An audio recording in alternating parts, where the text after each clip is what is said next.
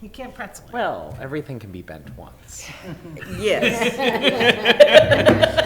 It might not go back to normal, but, Yeah. Shall we? okay, so It's called breaking it. we're all set. We're on. Shall we? Okay, great. Good evening. Good evening. How's that? Okay. Good evening. I'm Shanna Cox, Chair of the Lewiston Planning Board. I welcome everybody here this evening and call this meeting to order. Roll call, please. Roll call, please. Yes, Roger Dupree. Here. Michael Marcotte. Present. Lucy Bisson, present. Mark Roy. Here. Shanna Cox. Here. Amy Smith. Here. Alexander Pine. Here. Penthea Burns. Here. And Zoe Lidstrom. Here. For staff, we have Jonathan Connor, who is the director, Shelley Norton, the deputy director, and Craig Tebow, the land use planner. Thank you so much. All right. Let's get underway. Are there any adjustments to the agenda? No. Thank you. And correspondence? Yes, staff passed out figure 1 and figure 2 of the PUD discussion. We have 2 diagrams for you to look at this evening as part of that discussion. Thanks. And that's relative to our other business, yes? Great. So let's get underway with our public hearing. Tonight, the Planning Board will be sending a recommendation to the City Council on the Lewiston Capital Improvement Plan, or LCIP. And we have a public hearing, and I'm eager for the public to arrive. We're beginning with discussion with staff and board members only, as it may be. I'd like to begin as we left off and said we would, which is I had asked, and folks had committed to just a quick bullet list of the 3 items in the capital improvement plan that they felt were most important to keep as part of our recommendation, and 3 of which, if push came to shove, which is the scenario, we might be recommended to cut. And this is a way of getting us organized on where our thinking is before we dig in a more methodical manner. So, in no particular order, Lucy. I have my 3 and 3. Thank you. So my positive recommendations are the wash facility, canal ownership projects, that's page 29, if anybody wants to, wash facilities on 45, and the Park and Canal Street alley stairs on 34. Negative is Central Avenue rehab, that's page 61. Franklin Pasture tennis courts, 90, and the citywide wayfinding signs on page 36. Thank you.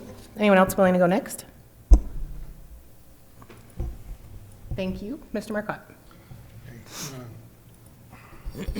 I've listed as preserved the Riverfront Island implementation. I don't know what pages. 31. Okay. Public Works Vehicle Wash Facility. Page 45. And MDOT Tampa Street to Fairlawn Ave. I don't have that one memorized, sorry. 61. Okay. And 61. I did have a 61. I did have a note next to it, because I wasn't sure exactly what stretch, and I know that stretches have been done recently along East Avenue. Is it really necessary? But if it is, part of my rationale there is because of the cost sharing was so favorable to the city. That was what I used as a filter for preserve. To cut, Franklin Pasture tennis courts, page 90. Franklin Pasture Athletic Complex security fence, and educational space for growing enrollments. Page 88. 88. Thank you.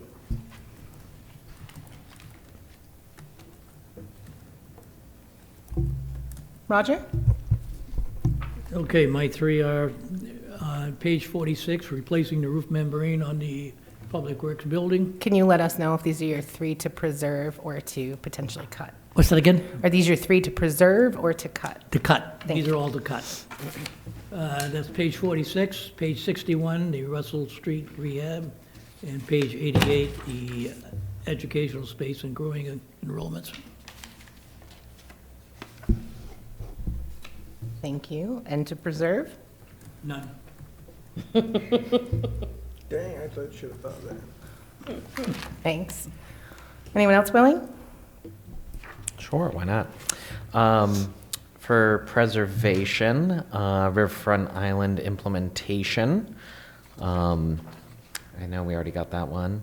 The wash facility, I think we're gonna have some overlap here. And then the ADA upgrades for Lewiston Middle School and Montello for the bathrooms.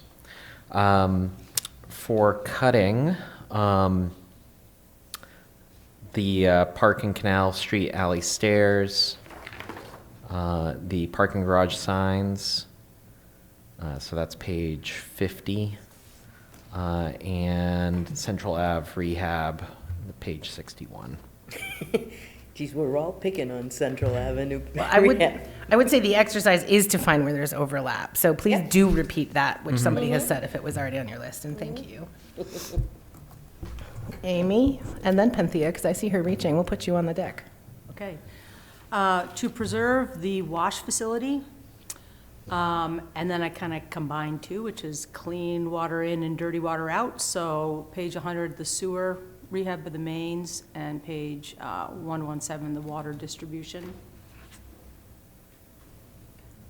And then also to preserve is the meter replacement on 123, that's water meter replacement, to make them all smart meters, which is a great way to save money and resources.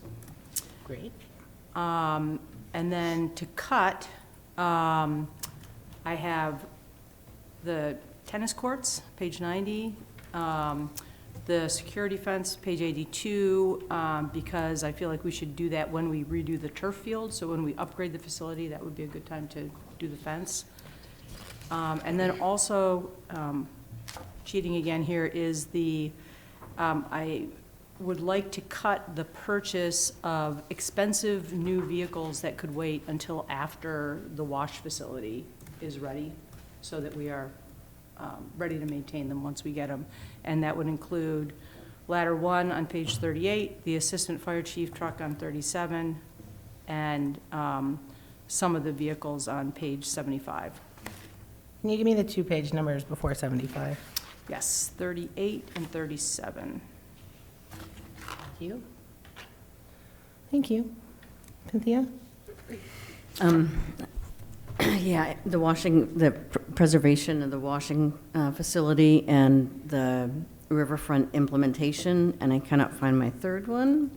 Amy had a couple extras. Okay, great. Thank you, Amy. And the cutting, I appreciate the comment about the vehicles that Amy just made as well, so would just agree with that. The tennis courts and the wayfinder signs, and part of the comment that I had with those, I wonder if there's a private-public partnership or naming that the city could explore, sort of tagging onto those, for those not necessarily going away, but finding alternate ways to bring resources. So I just wanted to add that comment. Thank you. I think that we've got 2 folks left, Zoe and Mark. Either of you willing to go next? Thanks. To keep, I would like to keep the Riverfront Island implementation on page 31, the wash facility on page 45, and I'm in favor of the sidewalk maintenance and rehab on page 64. To cut, page 50, the parking garage sign upgrades. Cut the Franklin Pasture fence on page 82, and also the tennis courts on page 90. Thank you. Your turn. Thank you. Before I give my 3 and 3, I'd like to make a motion that we accept the capital improvement plan as presented and make our recommendation to the city council unaffected. I'll second that. Okay, so there's a motion and a second. Discussion? I would like to explain my motion. Thank you. So basically, I was thinking about it, and given the questions that I asked last meeting from both the department heads that were present, as well as the interim city administrator, basically, I'm willing to accept that the department heads have been diligent and competent in determining what their capital needs are and the timing of those capital needs in order to accomplish their mission to provide goods and services to the city. And that they've also done their research in terms of what are the other funding sources that they could get, what regulatory requirements they need to meet, like ADA, that type of stuff, safety requirements, all of that, as well as requirements for long-term investment in the community, such as the tennis courts, such as the security fence, those types of things, that others might say, well, we don't necessarily need that. I'm also willing to accept that the interim administrator was earnest in his proclamation that he said, I went through it with my department heads. He, as a former police chief and has been doing this, doesn't like the idea of, well, let's just put in crazy asks, and that because we know that people are going to winnow those. He said quite the opposite, that he was very diligent in, okay, what do we actually need, and that they put this forward as that's what they actually need.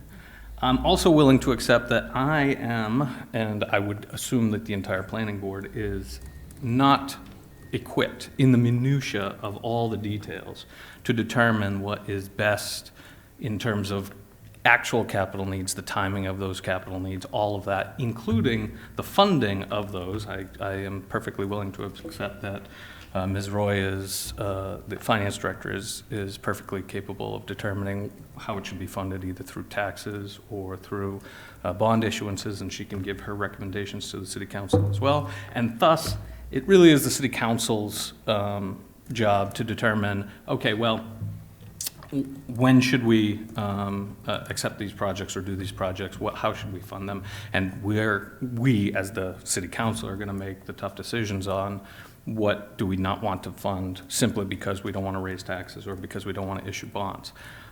From my perspective, the planning board should really be in its charter charge of making a recommendation. We should really just be doing a sanity check on what has been presented, meaning is there any sort of out of left field requests that don't make any sense whatsoever?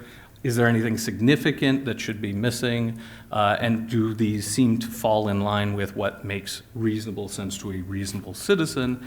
And also within our wheelhouse, is anything out of line with our long-term planning goals from a planning board perspective?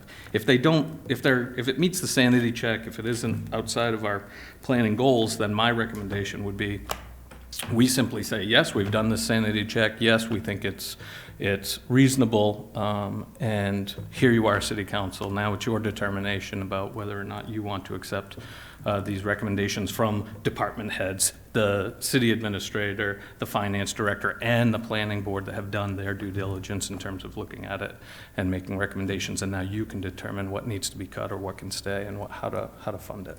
So that is the reason why I'm making that motion. Obviously, people can disagree or agree. Thanks. And can I ask a clarifying question to you? Yeah. Is your aim with that motion, should it be approved that this discussion is over and we would move on to the next agenda item? Yes. Yeah, thanks. Yep. Others? Discussion? Mr. Marcotte? Yeah, I oppose this motion because of exactly what we just learned, that it's to move on from this item. I believe that the sanity check is making sure that we don't bankrupt ourselves. This budget request, this capital improvement request, which will impact the budget amount as well.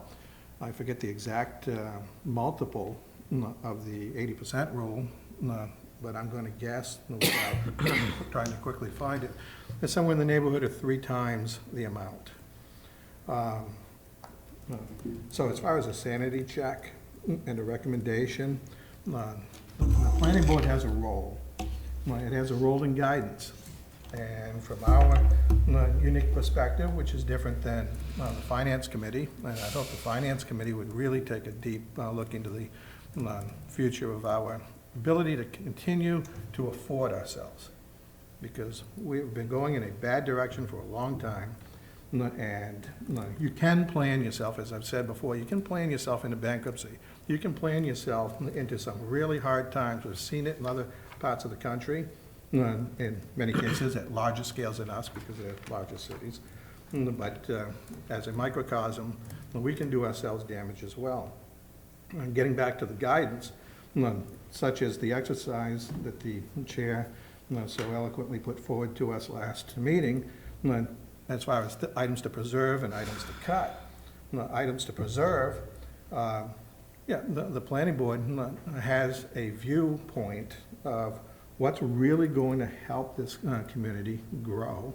What are the things that are going to really allow us to shine, so to say.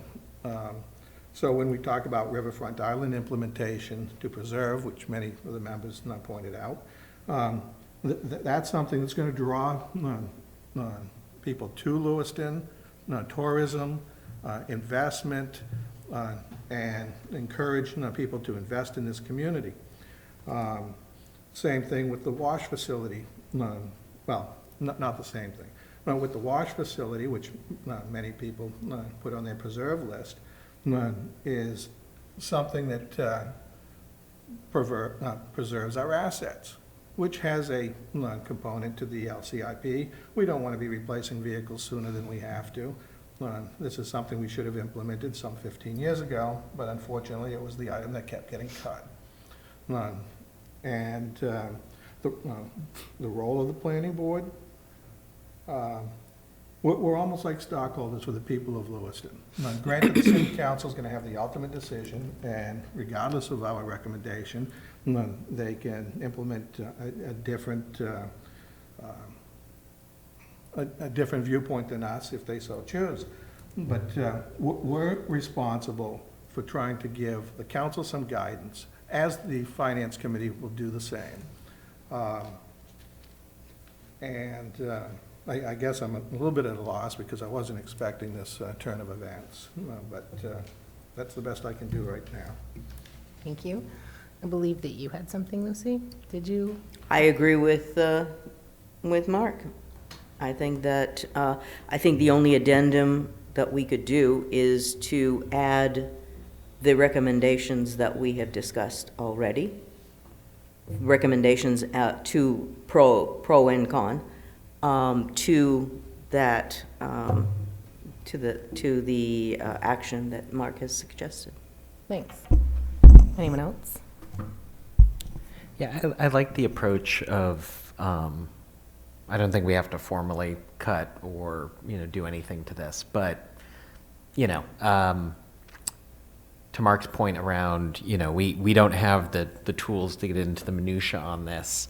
The city council has more tools, but still there's a lot here. And for them to come up to speed and get into the minutia on everything, I think would be challenging for them as well. So in providing just sort of like a gut check of here's some projects that people seem to really care about, I think that could be helpful for them in their decision making. So yeah, I don't think we have to line item this and suffer over it, but at the same time, I think we should try to pass along as much information as we can. Thanks. I'd like to offer my thoughts, but I'm happy to do that after Amy. No, I was just going to say, I'm agreeing with Alex, so I just wonder how we can modify the motion in order to include, and here are our thoughts, because they have a hard job ahead of them, and any kind of opinion from people who've actually gone through and scrutinized this they must find it helpful, because it's a tough job. Prepare for the fact that I'm going to ask you to read back the motion for me in a moment. Okay. And if I could jump in and just remind the board that you do need to technically open a public hearing before you make a recommendation. Thank you. I appreciate that. I really appreciated 85% of your motion. I think oftentimes this planning board and our city's process with the council as well as the planning board has been for a seemingly insurmountable number to be placed before us. I would liken that to the 34 million that acting administrator O'Malley mentioned that he got. I really gratefully appreciated the improvement in the process this year of the due diligence that he spent with department heads, which is why each time you did ask them a question, it was so challenging for them to answer it, because they have already cut millions of dollars before we saw it. I want to acknowledge that process and note appreciation for it deeply, because I think this year has been the best process that I've witnessed or been a part of as a resident or member of this board. And we have spent considerable time, and there are a number of things where there is agreement that I think does warrant a recommendation. We've spent dialogue, and I know that on the flip side of this coin, we were requested to give a recommendation. I think there's value in answering that request. What I really appreciate is not having to, and this board has gone through the practice previously of saying, like, okay, we're going to recommend $23.8 million of cuts because that's the cut of the budget that should go forward. And I appreciate both the respect to city council to make that final decision and the flexibility to get there. And so I really appreciated those things and would still like to give a recommendation. So I'm actually going to call a vote on this. Well, we have to have the public hearing first. There's a motion on the floor, and we would still have the public hearing. This is a no? Is there any reason, feel free, this is probably Robert's Rules, page 394. Yeah, I think we should have had the public hearing and before the motion was made. Do I need to table the motion for a public hearing There then? isn't a second on the motion yet. Yes, I did. Lucy Oh, you seconded it. did? Lucy. Oh, okay. I seconded it. Yeah. Okay. Yeah, I think according to Robert's rules, you should table the motion, Open open the it up. hearing, and then Close make it. a motion to take it off the table. Do I need a motion to table? I would just simply. Parliamentary. I would simply suggest that the motion is out of order, and therefore there is no motion. Open Okay. it up to the public, then come back for the motion. Okay. Great. Sounds, I think that's probably the Then best I way to declare do your it. motion as out of order. Sorry, we'll come back to that. Yeah, sure. That's great. I'm going to stick to going directly to public comment, though. So I'm going to open it up to our public hearing. If the cameras could pan the audience, there is no public, and so I love a good process. Seeing none, I'm going to close the public hearing. Would we make that motion again? We must, to come Yeah. back to it as it was tabled. Will you please read the motion as it's, Well, it was It never wasn't tabled. tabled, it was out of It was order. out of It was order. out of Great. order, I can so make a new it's a motion, new motion. and I can make a motion in consideration. Right, this is the motion, this is actually the language of the motion. Of which motion? Right there. ooh, then Oh, I'm, yeah. okay. Yeah, that's Yeah, the okay, language yeah. that's the language that came on Well, yeah, all right, I get you. You don't have to stick to that, or that could be the thing we do after we Okay, make those I'll recommendations. do that. I appreciate that. I would love your first preamble as a motion and acknowledgement My- for the record. My first, 85%, I think it was. right, my first stab at the motion. I make a motion to accept the capital improvement budget as presented and make a recommendation to the city council for it unchanged. That was my original motion. Is there a second? I'll make a second. Move it along. Great. Any further discussion that does not repeat the discussion on this topic we've had already? Right, so this is with no recommendations. Correct, right, but then Right. we're going to talk about amending Okay. the motion. Right. Now I'm confused. You said something about amending the motion? Well, I would imagine that that was the discussion, that was the way it was leaning. So, since we're in discussion on this motion right Yeah. now, Right. I think I would say that there was definitely some comment earlier from a few members of the board that we'd want to include some form of feedback, whether that's formal, where we're, picking out certain line items, or we're just sort of talking in general about these are the things that we saw. Here's that information for the city council so that they have the ability to make a more informed decision. So I think we could vote on this motion as Mark made it, have to. which does not include Recommendations. those recommendations that many of us voiced us wanting to have. it could pass or fail, and then if it fails, another motion could be made with the recommendation language included. I would encourage the two people who have not yet had a chance to speak to things they would preserve or cut to have the opportunity to do that before another motion was made, though I cannot insist. Right. Any further Can we call the roll? discussion? No? Mr. Marcotte? I would suggest, because I'm not going to vote for this motion in its current state, I would suggest that you can amend the motion that's on the floor. And unless that there are recommendations to preserve certain items and to suggest cuts on certain items. And the one thing that I did forget to bring up earlier was that my overall sentiment is to stay under the 80% rule. If it's not part of the motion, I cannot vote for it. Whether it's whether the motion is amended and it does not include this, or whether there's an intent to wait until after this motion presumably passes, which I will not be happy with, and we move on to a separate motion for such purposes. It should be part of the overall motion that we're sending to the council. We're doing the minutia in part that the council doesn't have time for because they don't have time for planning per se. Look at the work we did on the homeless shelters last year. That was us because the council is dealing with a myriad of other issues. So that's our purpose, as is the purpose of other boards such as finance and appeals and forestry and whatever else I haven't thought of. Thank you. Secretary, can you call the roll, please? Certainly. Roger Dupree. No. Michael Marcotte. No. Lucy Bisson, no. Mark Roy. Yes. Shanna Cox. No. Amy Smith. No. Alex Pine. No. Thank Okay. you. I would like to make, I would like to share my own homework assignment that I committed to before Okay. we move forward on recommendations. And I would Okay. still welcome hearing Oh, yours, Yes. should you have it to contribute. Well, I do. It was more of things that I think we should at least express that should be kept, which are the tennis courts and the security fence. Those were the two big ones. That should be kept. That should be kept, and the reason why is because I think it's important to, even though people might think that they're unimportant, I think it is important for the town to have, or the city to have, these types of things that attract people. I didn't really prepare anything for what would be, I would recommend being cut, because again, I don't see that Yeah. you would cut anything, Thank you. at least from our perspective. Thanks. I'd like to contribute my own original and unchanged as I brought them into the room, though you have swayed me on many points, team members. I think it's vital that we keep the Riverfront Island Master Plan implementation, not just because I think it's important investments into our economic development and planning, but because it is so much leverage that it would be silly not to.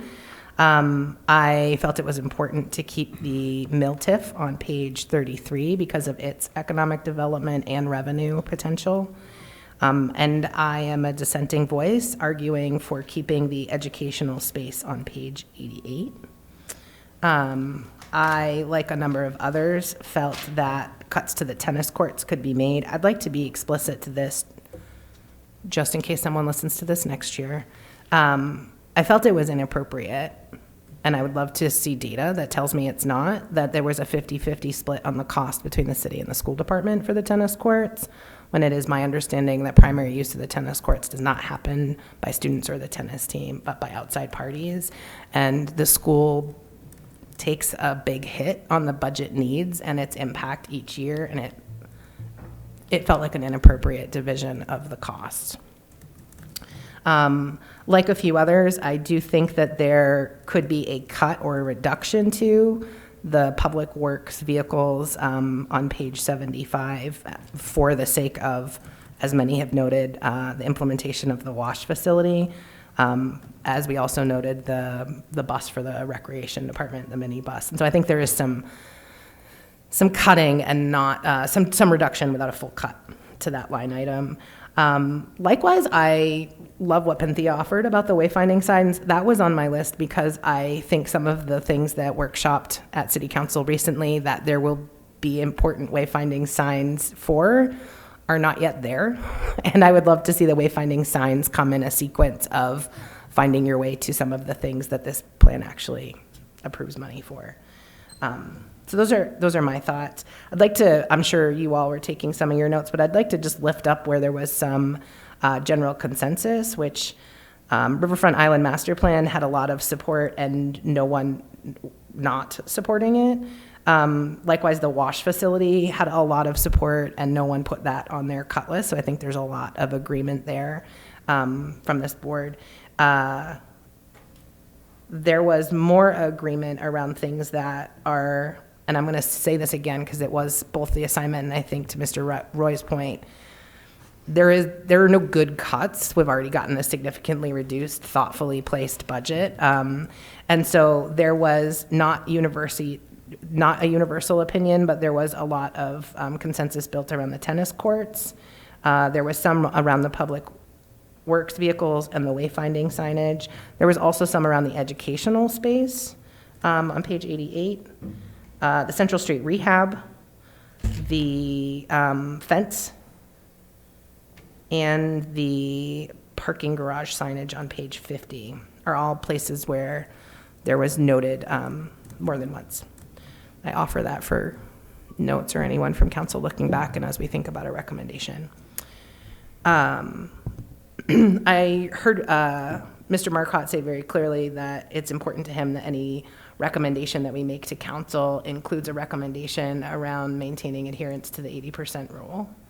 I don't know that there is, and thank you, I don't know that there is universal agreement on that. And so before we move to that portion of this discussion, I'm curious if that which I've listed where there is alignment is a useful starting point for us to form a recommendation around things that we feel are important for city council to hold in their mind as they do make their final recommendation. Shelley? I had a note that I heard at least 2 people in support of the wayfinding signs. The way you phrased it, you didn't include that. Was that because there were people that felt they should be cut? Yes. Oh, no, that wasn't my intention. I didn't capture it in my notes that people were for preserving them. Were there 2 people? No, all I of don't the think so. all of the comments I think were on the cut side. Yeah, right. On the wayfinding. Okay, sorry. So there was agreement in that particular About area. cutting the wayfinding. Cutting. Yeah. Okay, thank you. Yeah, no problem. Unless I missed it, which I might No. have. I also love the idea of sponsorship, and I think that could be certainly more revenue source there than like on a vehicle. So it is a good potential opportunity. So before we move on to the 80%, anyone want to say or contribute anything else in kind of our note of support to city council as they make their own considerations? Alex? This is definitely more general and sort of came into my head while I was reading through the items again to come up with recommendations. And I didn't really feel like I could sort of make this one concrete.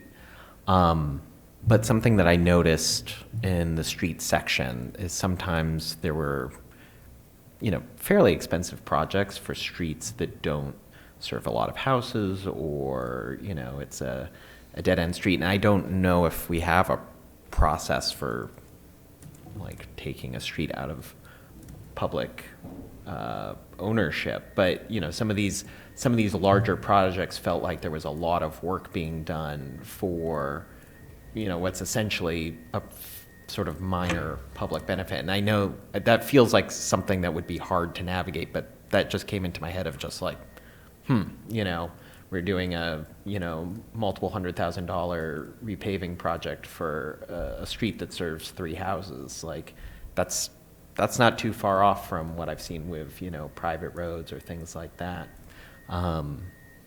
So I think one area where I'd maybe disagree a little bit with what Mark said, I think the department heads have done a really good job of cutting things down, but I think something that I've seen a little bit of is that we've taken a very conventional approach to that cutting, and I think that's great and that's fine.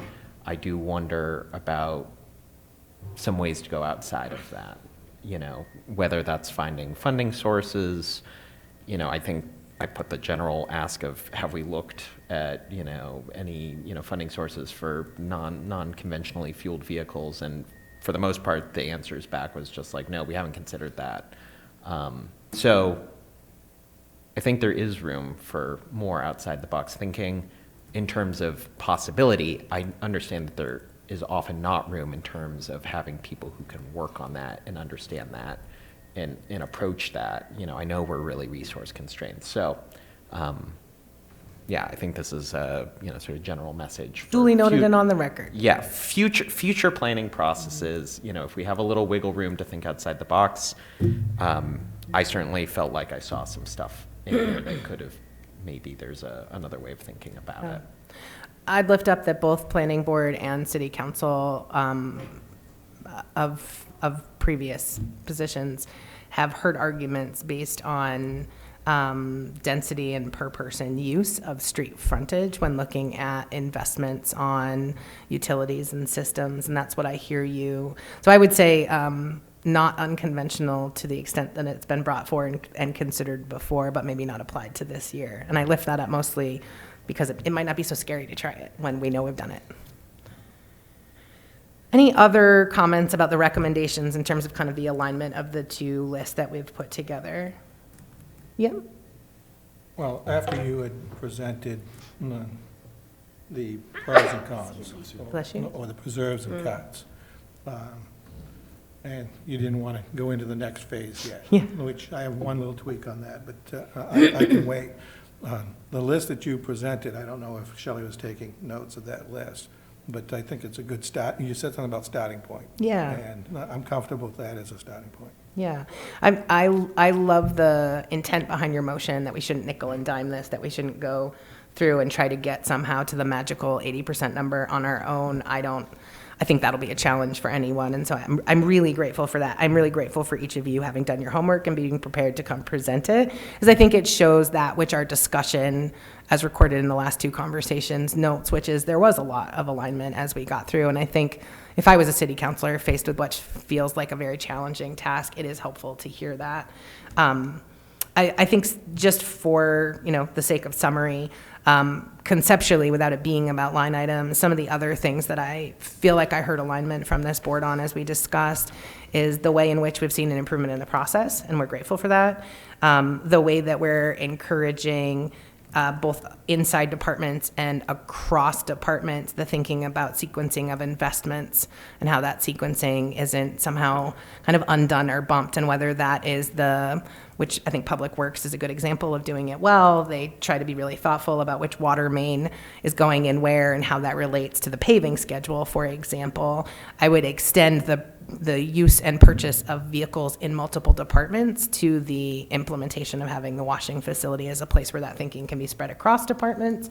We heard a lot of alignment in there. Another thing I think I heard alignment for that I would like to lift up, and I think you articulated well tonight, is that we see the ways in which we are not just a service center, but a destination, whether it be tennis courts, or the canal improvements, walkways, wayfinding, and I think the way in which the council can kind of hold the tension of the fact that we're looking for taxpayer dollars to be invested not only in ensuring a baseline of services for our community members, but also something that shows a little vision that will create both economic activity and increase, as well as continue to allow us to be a destination. And I heard alignment in that concept as a guiding concept for tackling a budget cut. If anyone doesn't feel like that I spoke incorrectly, or that there wasn't alignment in those areas, but I think conceptually those were some areas where we heard a lot of alignment.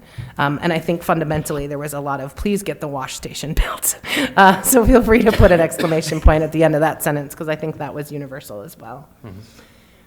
Okay, without getting into any more specifics, Mr. Murquhart, did you want to offer some more thinking on your 80%?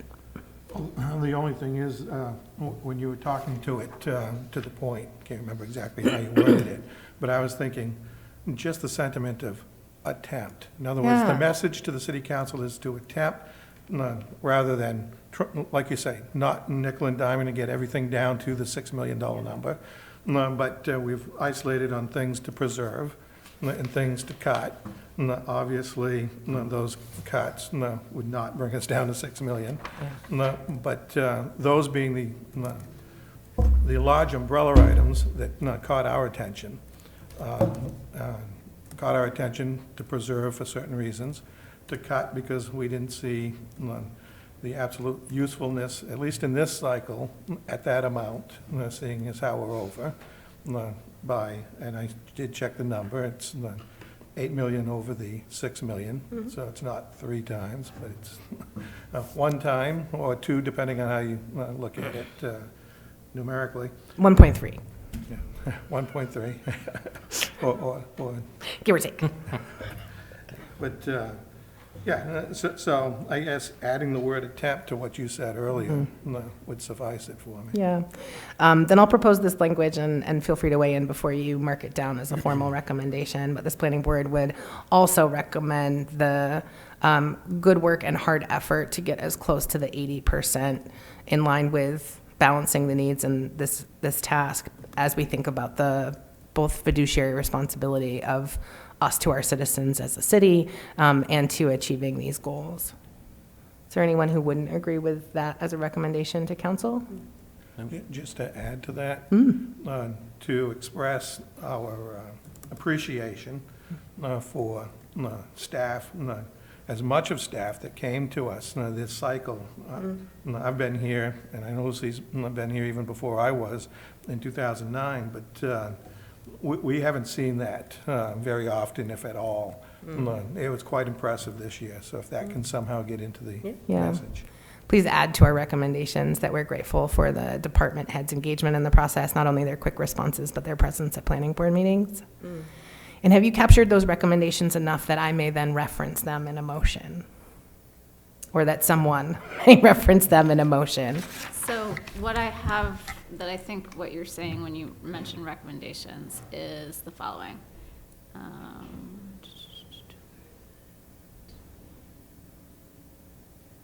Okay. So the vehicle wash facility and riverfront implementation were overwhelmingly supported by the board. A number of members would have cut the wayfinding signs, tennis courts, Franklin pasture, athletic complex, security fence, educational space for growing enrollments, and Central Ave rehab and parking garage signage. Yes. And the recommendation to stay within as close to 80%. I mean, I have written a lot of other things, so. Right. I was like, I'm not sure that was what to right for share. those items, and I figured you might continue on, but yeah, that is the notes that I captured. So that becomes a portion of the full Yes. bodied recommendation. So that's our recommendation for items Right. to consider. There was also acknowledgement to staff and department heads' engagement, I think a couple of times, as well as to the improvements in the process that the acting administrator used. You've captured that as another bucket of thank you and recommendation. So then we have Shanna expressing gratefulness for the improved process and thinking of sequencing of improvements across departments. Public Works does that well. One member suggested waiting to buy vehicles until the wash station is operational. Michael Marcotte would like to see the council work to cut down close to the 80% rule amount. I think you would edit that to say the and then- planning board supports Yes, that yes. together. Okay. Just the 80% part? And the word would be attempt. Everything that I asked you to note as a recommendation, we sought alignment and agreement, and so you would be saying the planning board unanimously recommended these areas to highlight for preservation and to cut. These are just our notes for tonight. Yeah, no, that's good. We'll make the memo Yeah. speak. But I just want to make sure you have caught the things that so that we don't have to then itemize all of those things in a formal motion. Right, yeah. But we would like it to be part of the recommendation that's carried forward. And Right. I would say that I think multiple members did bring up holding off vehicles until the wash station. Yeah, she mentioned that. Yes, she Yeah. did. I heard one member. Oh, okay, move what well, you- yeah. Oh, yeah. So just do it general, don't say one member or, Michael Marcotte or somebody. Just say the planning board feels or recommends Yeah. instead of. Is in picking- agreement. So the minutes will be different than the motion and the Right. recommendation in the motion. Correct. So the recommendation is going to be that vehicles be purchased after the wash station is operational. Right. As many as are reasonable, we As many recognize, as yeah. possible. Right, right. Okay. Right. Are we ready for? Thanks, a Shelley. motion? Sorry you being on the spot. Yes, I think we are. Okay. So I would like to make a motion pursuant to Article 7, Section 4E of the Zoning and Land Use Code to send a favorable recommendation for the City Council's consideration of the adoption of the FY 2026 Lewiston Capital Improvement Program with the recommendations specified below, which would be the list that Shelley will prepare to go with it. Thank you. Is there a second? Second. Thank you. Ooh, that was close, but I think Mr. Marcotte had it by a hair. Yeah. You should know if there was a third, though, it would be Mr. Dupree. Are you good with that motion, Shelley, before I start discussion? Okay. Discussion on the motion, Mr. So Marcotte. just to understand, so below the portion that was just read, there'll be a section on the preserves and cuts, there'll be a section on thanking staff. Right. And the And process. the 80%. And the 80% will be a section. And maybe it's already in the preserve and cut, or it's another section about, like the wash station, waiting for cars and stuff. Well, that should be. Yeah, so there was some strategies that we named, and Strategies. I think those Yeah, were captured A too, strategy yeah. section. Right. Okay. So as long as all of that falls in behind. I have faith that it's all there in obnoxious detail and which could be summarized nicely, and we won't ask you to do it right now on the spot, but yes. And this is the final motion. It goes to council by the 15th, right? Yeah. Goes to It will be going tomorrow. tomorrow, Yeah. yeah. Hence why we were meeting today, snow or Right, not. so that they can have it, okay? Thanks for being here, guys. All Not right. snowy for the record. Ready. Any other discussion? Just wanted to say really Yeah. quickly to your point, and Mark's point about city amenities, bringing people, like, I live here because I walked on the Riverside Trail when I was looking at houses, and that convinced me. And I don't know, I don't want to put you on the spot too, Zoe, but as also a new Lewiston resident. But he's I don't gonna. know, other things that you'd want to highlight, but yeah, they're very important, and I think often overlooked. You know, Okay. it's easy to talk about cutting, but those amenities do matter. Well, it's not just that I feel that they're overlooked. I feel that they're always the lowest hanging fruit and are always delayed, so that you get to a point where, okay, we're not going to refurbish the basketball courts at the Armory this year. Maybe we'll do it next year until next year's budget for the capital improvement is $20 million. And well, let's cut that. Yeah. So you end up getting into a process where you're not really investing in the community for those things that the community really does appreciate. Obviously, they appreciate everything else, but they also want these other things too. We can have nice things. Right. Yeah, In summary, we can have nice things, we deserve them, and they actually attract people, and that's a great thing.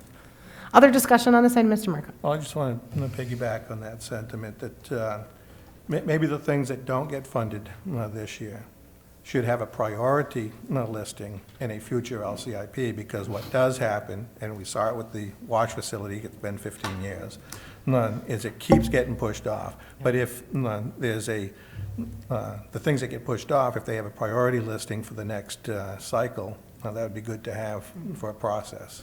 Well, yeah, I love that. And the flip side of that coin is for those of us who have done this a couple of times, and the must-have item that doesn't get funded this year isn't even included in next year's plan and feels like it's not actually a priority, is also good learning for us when we review again. Sometimes there's alternative funding that becomes available, which helps you realize other pathways, and sometimes in retrospect, it was maybe not that important. So I've seen both of those, and I think a priority listing is a great request, perhaps not recommendation. Other discussion items before we call the roll? Madam Secretary. Zoe. Oh, sorry, Zoe. I was wondering if you were going to take your spot that you were given.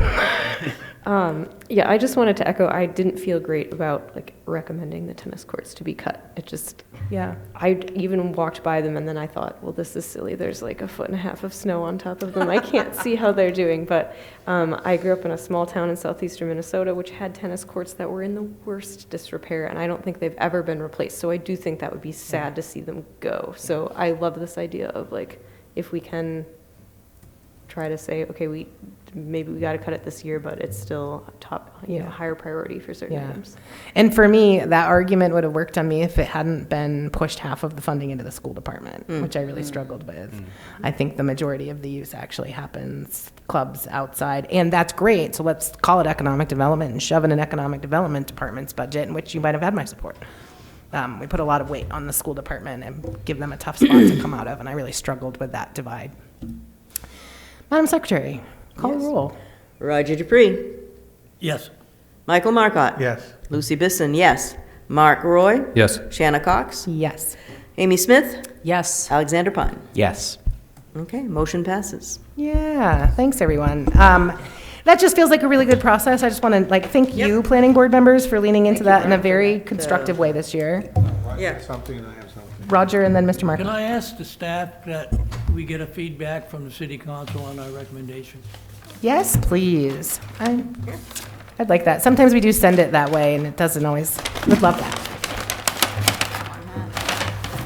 Yeah, It's a nice we'll loud figure folder. some way out to ask that question and pose it in a efficient and protocol manner. It is going to be an item on the agenda, so on the 18th. 18th, there will be an item where John will be presenting your recommendations. They will have that, so I hope they'll say something. I don't know. So tune in and see how it's received. Just so you know, on the 18th, there'll be a workshop prior to the council meeting to go over the LCIP. Then there is supposed to be a public comment period, public hearing, and then they will go to the actual vote on it, the approval of it. So 3 agenda items just for LCIP, As well as the planning board recommendation. as well as the planning board recommendation. So yeah. maybe 4. That's great. Can't wait it. It's going to be awesome to tune into. We're going to move to other business. Nope. Oh, sorry. Thank you. Mr. Marcotte, I apologize. I had something different, but piggyback Roger's comment. In past years, it goes through the city council really fast. It's like a vote to put it on file, basically. So I think Roger's request has a lot of merit that we can get some feedback. What I wanted to bring up, and I didn't want to bring it up before the vote, so as not to taint the vote, and that is the tennis courts, whichever department's responsible for it, if it's one department or multiple departments, should, if it doesn't get funded, because it probably could get funded if council was of the mind to do so, but if it doesn't, they should come back with a lot more information as to the history of the tennis courts. Because part of my thinking is I've seen this item come before the finance committee as bids, come to the planning board, and I just get the feeling that it's just being repaired all too often. And maybe doesn't have a home. Nobody has a good handle on it. Is disrepair happening too quickly, so we're not getting the full life out of something that we're spending a lot of money on. And there's probably more than one set of tennis courts, if I'm not mistaken. So I could be confusing the ones up by the entrance exit to the high school. There's probably another one down in the... There's not another one in Franklin Pasture. There's not another one in Franklin Pasture. So if that's the only one, the set that's right there that comes across from Boston Avenue, I think, roughly, that one's gotten a lot of investment over the years. Maybe the years have flown by for me, and it's been longer than I'm imagining, but to get a more full-bodied understanding when it's being presented would be helpful. Yeah, thank you. Mr. Pine? Sort of idea that popped into my head. We have this format that is used for these pages in the book, and it's been the same ever since I've joined. And I wonder if we could have just a little extra box added for last time this item showed up, with a year in it, or, year, comma, year, comma, year, comma. Yeah. That would be, I think, a great process change across the board, help all of the committees that look at this and the council. And make it so that I could recycle last year's book instead of holding on to 4 and trying to put the math together myself. That'd be great. So moving on to other business, we will be discussing content for drafting a planned unit development ordinance. We have some material in front of us, 2 figures, as well as the material that was provided electronically last week. And Craig, it looks like you'll be introducing this item for us. So we had come to the board in September last year to initiate these ordinance changes. We had to pivot to focus on the homeless shelter ordinance, and so we're circling back around to this. As a sort of reminder, refresher from the last time, the memo that you were provided has, basically the first memo is that first page. Planned unit ordinance is similar in some ways to ordinances that we have on the books right now, as far as similar to single-family cluster developments in some ways, similar to mixed residential developments, single-family attached. We have a few different uses and subdivision types. The main difference with a planned unit development ordinance is the flexibility that it allows in terms of modifying the space and bulk regulations of that specific project. When there are, taking into account specific site conditions and any sort of mitigation measures that the applicant is taking that would be above and beyond what would normally be required. So those different factors can be taken into account in a more comprehensive process. So in sort of circling back, we have, staff have taken a look through a few different ordinances that are in Maine, and we've come up with a few different discussion topics that are in the memo. Before jumping into those, and I think it might be best to sort of approach them one at a time. So, introduce the discussion, get everyone's opinion, move on. But we have also provided an example, and that is in figure 1 and 2 in the illustrations. So, turning to those illustrations, figure 1 is an example of what would be allowed under the current ordinance. And we use the NCA zoning district as an example, just because it's a fairly not ubiquitous, but it's your standard single-family zoning district in most cases. So you'll see in figure 1, 8 lots are allowed in this area. I believe it's approximately 2 acres. And is that right? Yep, it's 2 acres. Okay.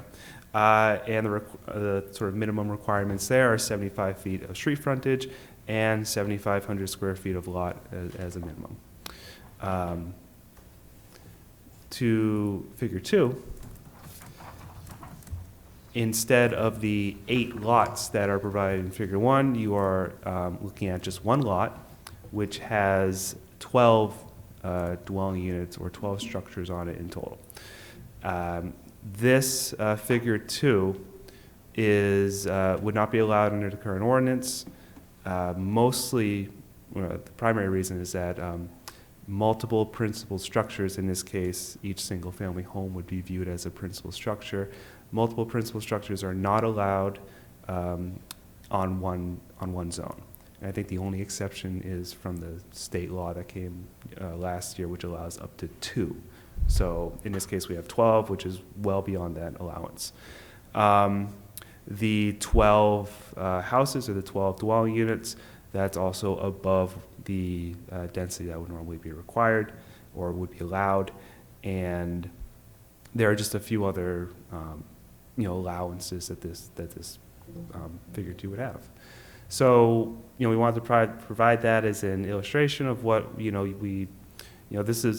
this would not be the only example of what a planned unit development could provide, but it might be a common one that you might see moving forward if we were to adopt one.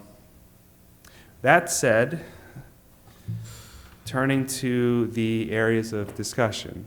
So again, we've looked at a few other ordinances. There are some different, there are some different factors that would need to be sort of drilled down. The first one is the establishing a minimum standard for PUDs. So and this is in terms of the total lot size or total number of dwelling units that would be allowed. So we've got Auburn, which requires or allows residential PUDs, planned unit developments on, they need 3 acres or greater. And we've used the town of York as well as an example. They allow PUDs on, they require at least 10 lots, and they don't specify a total size of the larger development. 10 units. Yeah, okay, I was gonna say. Yeah. It does say lots in the memo. Oh, Yeah. sorry. And so from a clarifying point, I think that's, before we dig into each of the areas of discussion, and I don't want you to introduce them all and us not discuss them, so hopefully you can introduce them one by one. We can discuss them in terms of a process point, which sounds great. I'd like to get ahead of some questions that I feel are likely to come to the board and of which they will want you to answer for us to then have the discussion. Sure. Feel free to correct me if I'm wrong, but one, whether it's us looking at the figures or whether we look at this, like I'm excited to see considerations of commercial and mixed use. And so what we're really naming, and our planning board has considered in different ways on specific requests in specific areas, is we're being invited into this thought exercise so we could potentially create a PUD here.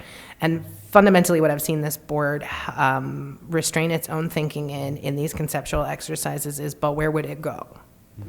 And so it'd be helpful as you think about this, and even just to give concretely related to number one, if it is a minimum of 3 acres, where does that exist currently in our zoning? And if it is 10 lots or 10 units, but it could be done in one zone on 2 acres, and you could have, for example, a 10-acre parcel that is 1 lot, of which could be applicable. I think that I think to be able to think about the usefulness of this, and I have seen planned units, planned communities that have used this in other states, and even Scarborough Downs is like a concrete example in Maine.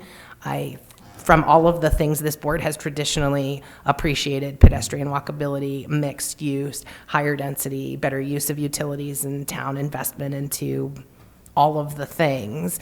I'm excited that we're having this conversation. I want it to be in utility, both for staff's time and for ours. And so just some like general framing of, as we have this conversation, it would be applicable to, would consider it in, because I mean, if you picked Centreville, then I don't want to have that discussion if that's the only place it could ever go in, because there's no place to do anything like this. In Centreville, it's already pretty chalked up. So it would just be helpful to have that framing, Craig, as we get underway in the actual discussion points. Does that make sense? Yes. Yes, it does. It does, although I will say Auburn allows it in all zoning districts, I believe. Yes. So it's, that's really a discussion point for us to have Yeah. with you. So we can't really tell you where it would go. We're asking you to discuss with Even us that's a where it really would go. appropriate answer Yeah. that helps us think it through. What was York's version of that answer? Did you constrain it to any specific zones? or- Fortunately, yeah, I'd have to double check with, I'd have to double check that. Cool. Well, in York, I can't speak, but Auburn has recreational, which is mostly due to the ski slopes, industrial, commercial, and residential PUDs. So that's one of the discussion questions that Craig has for you is a number of towns in Maine, it's just residential. So would we want it for commercial and industrial as well? So that's one of the thoughts for discussion tonight. Thanks. Great. Many times we've gone through this exercise and it's been specific to one zone, or we would only have that conversation as it relates to a handful of zones. And so for the exercise, it really should be as broad as if we had the opportunity for a planned village, community, small section of space that might have all of these different uses, that we are thinking about how that planned unit development would be inside city limits. Yeah. Well, and I did want to point out, in our example that we use, the NCA doesn't currently allow the cluster subdivision. That's not an allowed use there. Yeah. So there may be a discussion broader than PUDs, which is how some of our mixed residential uses, where those are located or not located, where you can do a cluster, where you can't. 5 acres is the minimum size for a cluster. So there may be some spin-off conversation with us as Great. well. Thank you. Just putting some guardrails out there and really opening up the field. Craig, let's dive into number 1. Well, so again, Auburn allows residential PUDs on 3 acres or greater, while York requires at least 10 units. And we can, we had sort of talked back and forth about whether there would be some, hybrid would be an option of taking the lesser of the standards, say, 3 acres or 10 lots or 10 units, whichever is less. So if you are for instance, if you are on a 2-acre lot and you are creating 10 dwelling units, you could still do a PUD. And yeah, that was the first discussion point, wondering about the board's input. Thanks. Anyone have thoughts on this item to get us started? Alex? Yeah, in terms of like minimum units on a lot, I feel like 5 could be a reasonable number, given the changes we made for, LD 2003. Where, the minimum, or you're by right allowed to develop up to 4 units on a lot, right, on an undeveloped lot? You can have 4 units in one structure. And Yeah, so then- that's the structure versus units, I think, is Structure an versus important unit, okay. piece of like And a we're talking commercial sh- coffee shop on the first floor, 3 stories above that. Technically, Mm-hmm. that's 4 units, and you've hit it in one building. And so I Yeah. just think as we have the language, it'd be helpful to be. So are we talking, this is structures? Structures. Structures, not units. Okay. Even though there's a U in there, it's best if we think about it as structures for its footprint, right? Correct. Okay. Although we could definitely define that too. I mean, if Yeah. somebody wanted to put 8 dwelling units as, 4 duplexes versus 8 houses, if the board wants to treat those equally, you could. Yeah. Thanks. Knowing that exchange, can you restate what you offered? Yeah, so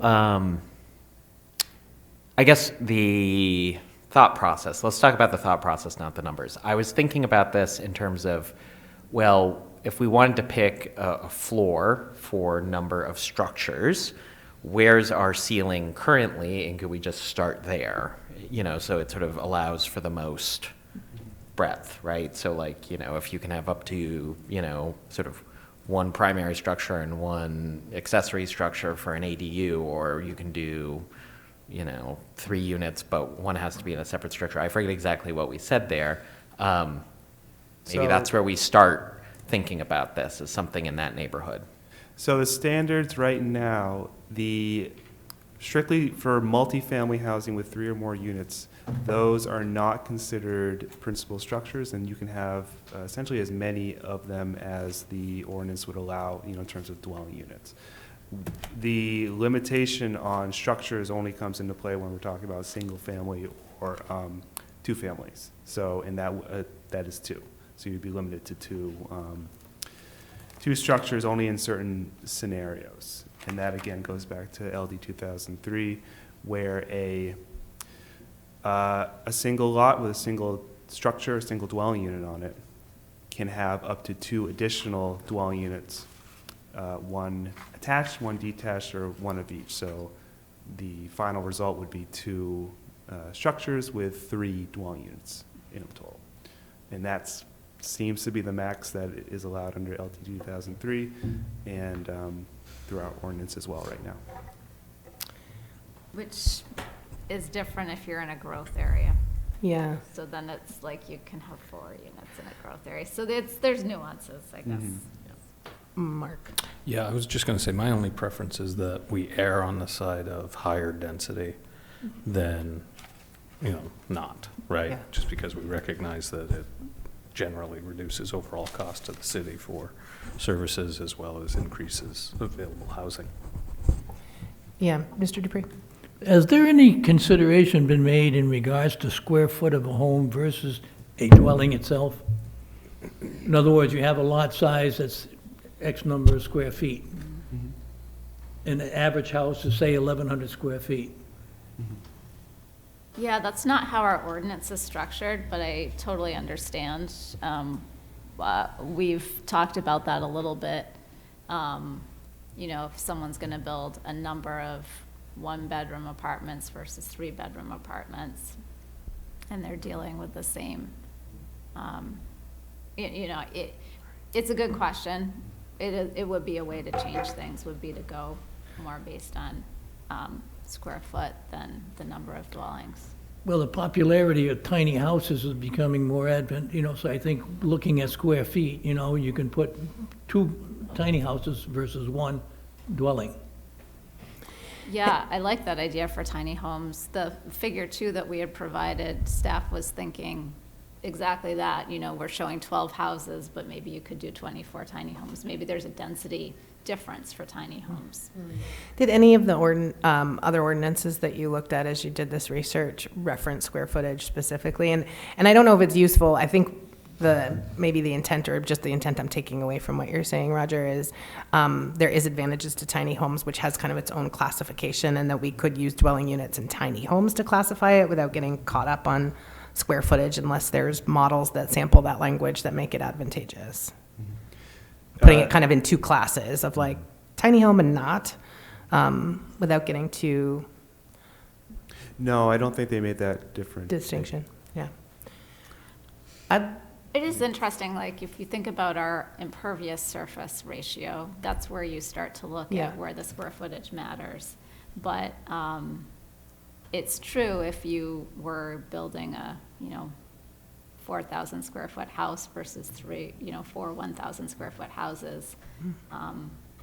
If you're on sewer, then potentially the impact, there's really not a lot of difference in the impact if there's sewer and water provided. Yeah. And I would add that our ordinance does make one distinction as far as requiring open space for a land subdivision for each dwelling unit with X amount of bedrooms. That is how the open space requirement is determined. I think for 2 bedrooms, it's 750 square feet per dwelling unit. For a dwelling unit with 3 bedrooms, it's 1,000 square feet. So And that's the amount of green space, not the square footage of either the bedrooms or the units that they're in. Great. I'd like to just weigh in on it and say I would like for us to establish a minimum, first of all. I also agree with what Mark said. I think the difference between the mechanisms we already have, right, subdivisions and cluster subdivisions, and I think the advantage of having something that is a PUD is the fact that we're looking at something both more dense, more mixed use in a way that is, and more planned. So that's also green space. And I think what I love about figure 2 that I think helps articulate the difference between the where planning already plans versus what the opportunity here is with this is I think there is a lot of flexibility without hard lines. If you think about somebody who's doing a planned village, planned community where it's rental and home ownership and condo ownership, and there's all these different models that the ultimate planning investor and developer wouldn't have to cut all of those lines in ways that each plot has the green space and and you can actually get more utility and more creativity out of it if it is less restrictive. So I also would like to see a minimum. I'd like to see it lend towards denser, and I'd like for it to be thoughtful and in line with some of our competing cities in the state. I think that's a really important consideration. When you say a minimum, are you referring to a smaller minimum size? Or, we referenced three acres, your little plot, your little picture here is 2. Do you want to go down to a smaller lot size, or do you want to just say a specific number of structures? When you say minimum, I'm just curious as to which one of those you're referring to. Yeah, no, I really appreciate that. You've given me 2 examples to work from like a data perspective. But yeah, I mean, like if you're looking for me to like put some numbers on the dartboard, I'd like for it to be between 2 and 3 acres. I think 1 is really challenging to for us to look at a full development on one. I'd say 2. Yeah. 2 acres. Yeah, I think 2 acres. And I think based on, and this might be a data point for you to come back at with us, and so like, but I think 2 acres and a minimum of dwelling units is helpful, and I get the and or, but putting 3 duplexes on 2 acres and going through this mechanism doesn't feel like a use of our time or your time or the developer's time for that. So like to Alex's point, I think it would be helpful to look at if we're putting a PUD as an alternative to some of the mechanisms we already have, it should meet that need. And I think some of those minimums should be in reflection of that need. Like we've already got tools that are already dealing with it in other places. So let's do better than that, or at least do different than that. Anyone else on number 1? Because we're going to roll right into number 2. Craig, bring us there. So, do we want to allow commercial PUDs and industrial PUDs? And this is, again, just blending from language from Auburn, from other cities. And again, Auburn in particular has residential, they have commercial, they have industrial, and then they have residential / recreation, which is, I've been told, specifically for Lost Valley. We, we're sort of on the fence about it. I think, I don't want to speak for staff, but our suggestion might be to start simple with a residential, and then if there is a need for more other types of PUDs, that we would then explore that in the future once we have a solid base to work off of. I do want to point out, so Auburn's residential PUD does allow up to 5% to be commercial within residential. So it would be possible, and 5% might be a number you like, or you might think it could be more than that, but to allow residential development with services, let's say, within that residential development area, so that there's a mixture, but it's primarily residential in nature. Thanks. Thoughts from the board? Mr. Marcotte. Would that be akin to neighborhood business? So That 5% commercial? Well, we do have a neighborhood business zoning district, which does allow for both commercial and residential uses, or a few zoning districts allow that. Separately, we have different uses in our zoning chart that are neighborhood, that sort of prefix, neighborhood business, neighborhood retail, neighborhood restaurant, and those set limits on the total square footage of that use. This would be similar to that. It would, for instance, if the total residential area of that PUD were, let's say, a round number of 100,000 square feet. The commercial use would be 5% of that, could be 5,000 square feet. I guess the question is, what's the commercial uses allowed? So that's something staff could pull together, but if you're thinking maybe the neighborhood business commercial uses might be allowed uses, that might be something we could spin off from. That's a good suggestion. Yeah, I appreciate that. It does feel like a good starting point in terms of where we've already done some good thinking about mixed use and what that looks like. Yes, Mr. Boyd? Yeah, are there PUDs where there's just solely commercial? Is that what I'm understanding as well? Yeah, if Mount Auburn. Okay. So Subaru, all of those restaurants, that's a commercial PUD. Okay. Yeah.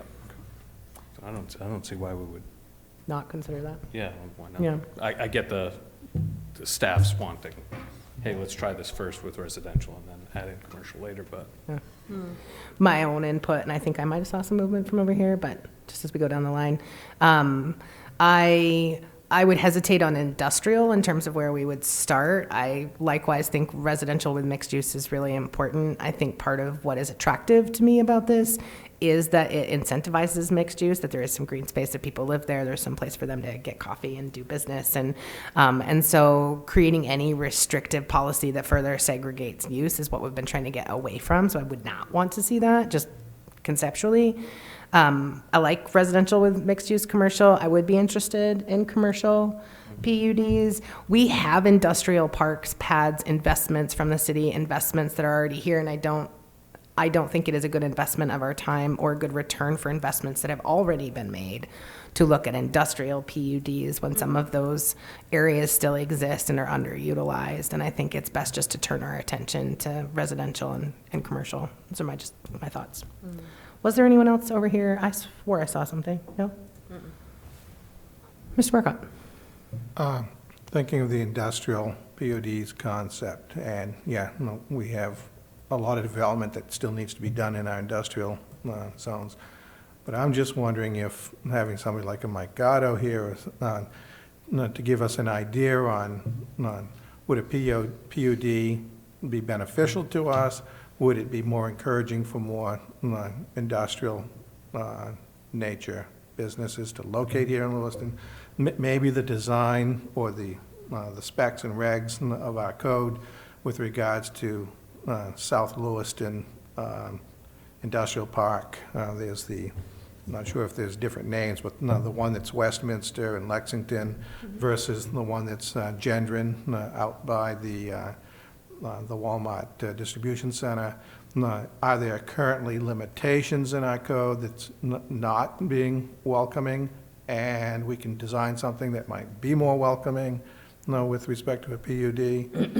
I'm trying to even fathom how this is different to begin with. Yeah, I mean, I think some of it is like limitations to size and stuff, but If I may, so the reason this is being brought forth was because of the name you just mentioned.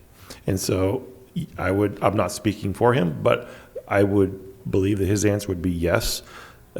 industrial specifically is the place of most importance. No, well, not specifically, but the PUD ordinance is across the board. And Shelley may be able to add more to that. But when you mentioned that name and you asked a question, would, Which name, Gendron or Gatto? Mr. Gatto. Okay. And so, and staff is definitely working with those individuals to see how this could help them as well. Yeah. What I just wanted to say, when we had talked to Mike and he recommended that we look at what Auburn has done, because he's done a number of projects in Auburn and used their PUD ordinance there. An example that I think is, doesn't matter what the use is, so whether it's residential, whether it's commercial, or whether it's industrial, would be the ability for developer who's going to maintain ownership of a property, whether they're leasing it, they're renting spaces to people.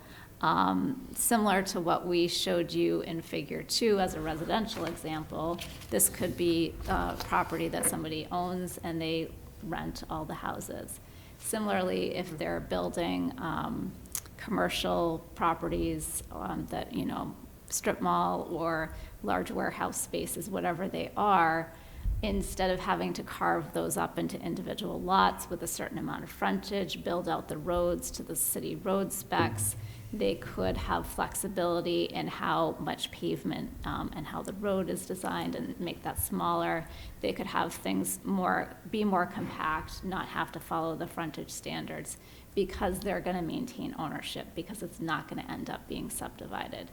Right now, the way our ordinance is written, we're very focused on lot creation as a real requirement for so much of what's done.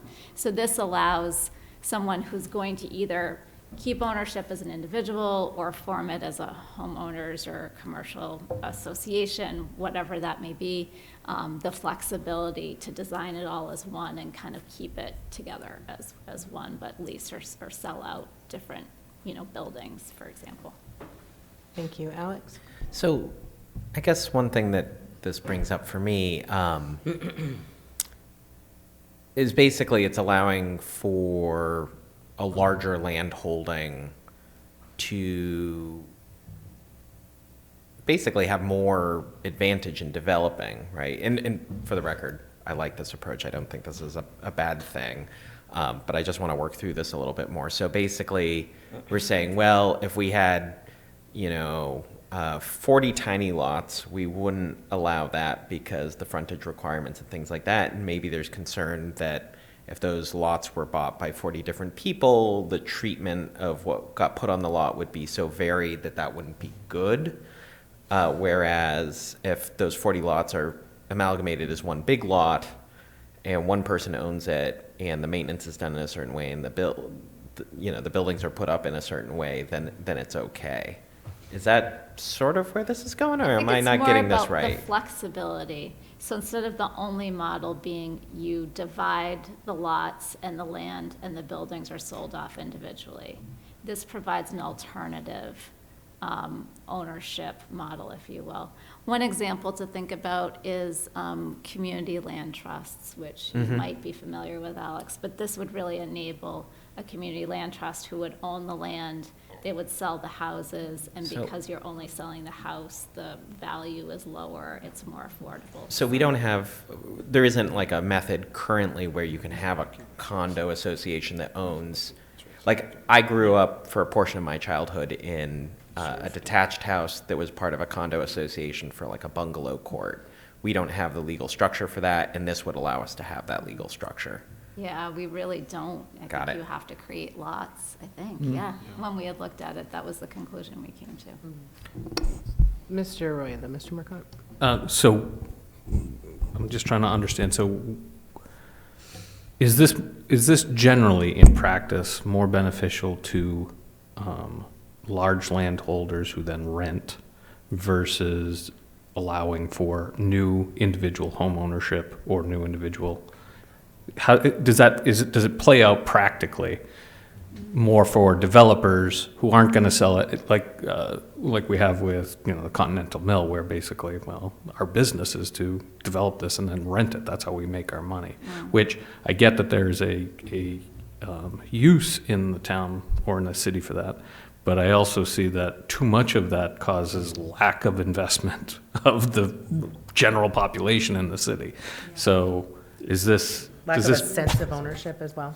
Like Yeah, I mean, and it also leads to what we're seeing, which is it's very difficult for people to become new homeowners, right? Especially younger people to become new homeowners because all of the housing stock, or not all, but a large portion of the housing stock is owned by renters who are not going to sell it. They are not going to turn it into condominiums. They are not going to make it a homeowners association. They're not developing an entire lot to then sell off in pieces, because the long-term investment for them is, I'll make rent. It's much better to make rent, right?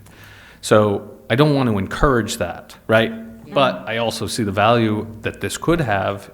Is there a way for us to incentivize it being individually owned, the individual dwelling units or the individual structures being individually owned?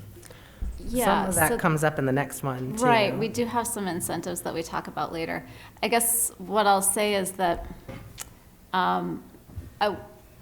while it's probably more common that we're going to have people who would see it as an investment opportunity, we have had individuals come to us and say, hey, I own a piece of land, me and 5 buddies want to each have a house on it. I'm going to keep the land. We want to have a big community garden.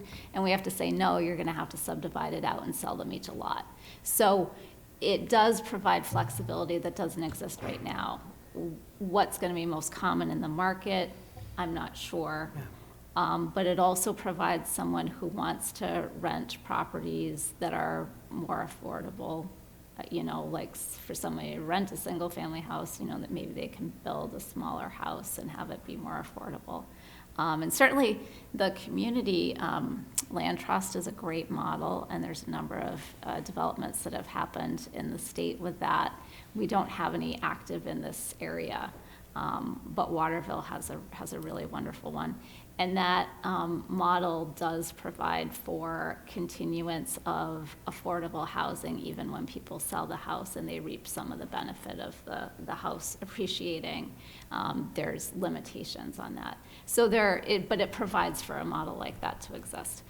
So having incentives for affordability or workforce, like there's different incentives you could decide to provide as a board to allow greater density or other features that a developer might want. So, yeah. Mr. Marcotte, were you all set, or did you have something? We've got a number, like 7 more things to touch on, and some of the dialogue we're having does stem from some places where we might gain a little more information. So we're number 2, we want to allow commercial PUDs and industrial PUDs is, I think, the current discussion point, just to get us. Well, what was interesting is the thought I had, called on Mark first, and some of what he shared was exactly what was going through my mind. I was thinking Little Canada, Franklin Properties, people not having home ownership. I'm regretting that I didn't do that some 40 years ago, because you can get into a real rut over the years if you're reliant on somebody else to rent a home from, whether it's a tiny home or something slightly bigger, or a duplex that somebody else owns. So I was following this discussion, and all of a sudden, it hit me like a fork in the road. Boom. I was thinking even feudal times as a concept in this discussion. Yeah. For me on this, I really appreciate what you're saying. I think without creating a PUD, we continue to incentivize minimum lot sizes, new builds of a minimum size that keeps it unaffordable, and that this allows not only different ownership types like a community land trust, but there's nothing about this that prohibits the sale of properties. And when I have a number of folks that I work with who have intentionally bought, and I've heard them both go through their decision-making process and buy into Scarborough Downs at different times. And because of its overall concept, the ability for the developers to plan for it in stages with these different components, it has both ownership, commercial, multi-family, and multi-use in it. And that has been attractive to different people at different times. And there's no way that could happen in our community under our current language right now. And so I think it's both the ability to lay out the vision, get the financing package, and the both, conceptual and actual buy-in that makes the opportunity become a reality for not just homeowners, but small business owners. And so I think that's a really important piece and something we should be thinking about incentivizing. It is related in my mind to number 3. Might we move to it? Number 3? Craig. Do we want to limit PUDs to locations that have or will have public sewer? York allows PUDs on septic. Auburn requires city sewer for most PUDs. Focusing on areas with city sewer will likely keep projects closer to existing infrastructure and public services. Thoughts on this one? I think that sounds like a very good idea. To keep it on. To keep it on sewer, because then you're centralized, you're putting it where there's more density, and you want the density to be increased in those areas. So I think that is probably a priority for us. I'm not saying that we shouldn't allow it under sewers, but that it would be frowned upon, if you wish. Let's keep it in with the sewers. Thanks. Yes? I've had the view, which seems contrary to how people might perceive me, and that is, I don't like urban sprawl. So the idea of density is good. Let's not use just keep expanding out and consuming our rural nature here in Lewiston. We don't have much to begin with. We don't have as much as Auburn Yeah. to be able to work with. Yeah. Amy? I would just say that if the minimum lot size is 2 acres, that limits it from being within sort of the densest part of the city. And I would be in favor of allowing it on a septic, just because I think this is a great idea, and it's really hard to develop housing, and I don't see that as a limitation that we should impose. Yeah. Thank you for bringing up the sort of the lot size thing. I mean, where I was going with lot size when we first started talking, when I was trying to form my thoughts, is like no minimum lot size. Like, if you can squeeze 2 little houses on a little postage stamp lot, or, 4 little houses on a postage stamp lot, and have shared ownership of that lot by the residents who are in those little houses, great. I could see that happening in my neighborhood, and I'd love that. I agree too. Like, I know that developing housing is hard, and just building anything is difficult.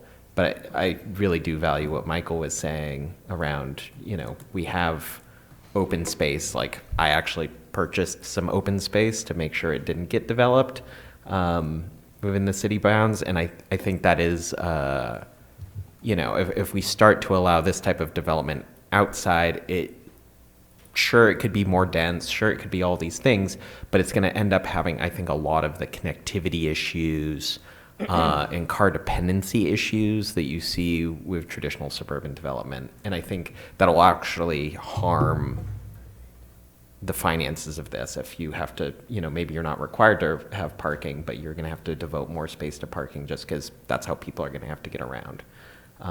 So I would prefer if we could keep it on sewer, and, maybe if we see that that's not working, we can think about septic, but these feel like you're making a neighborhood, you're making something where having sewer, having city services is going to be worthwhile.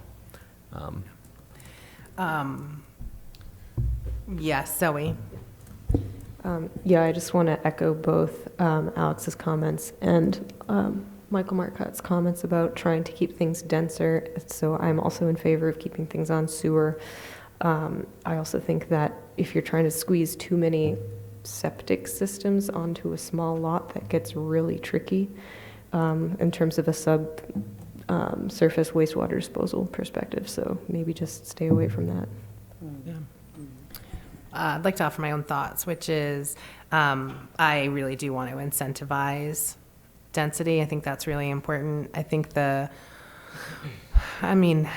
knows that we can change it, and we've changed our own ordinances before, but when I think about what is needed and what's likely over the next 10 years versus what language is going to still be standing here and helpful in 50 years, I think we might have very different land use needs, what's left. So I am not for restricting it to being on water and sewer. I am for restricting the city's investment and maintenance of any extension of water and sewer. So you want to put it on 5 acres out on Old Green Road, and there is a great opportunity for it will have those same challenges, and there might be a market for that, and that might make sense. I am not for extending the city's water and sewer or the city being on the hook for maintaining it.